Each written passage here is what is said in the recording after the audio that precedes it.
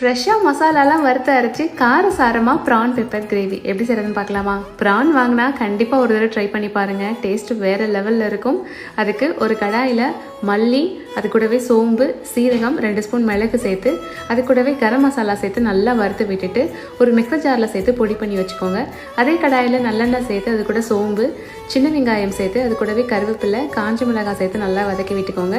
வெங்காயம் வதங்கினதும் 1 கிலோ சுத்தம் பண்ணி வச்ச இறாலையும் அது கூட சேர்த்து 1 ஸ்பூன் உப்பு சேர்த்து நல்லா கலந்து விட்டுட்டு, இஞ்சி பூண்டு பேஸ்ட் சேர்த்து பச்சை வாடை போகிற வரைக்கும் கிளறி விட்டுட்டு, நம்ம அரைச்ச மசாலாவையும் அது கூட சேர்த்து நல்லா கிளறி விடுங்க.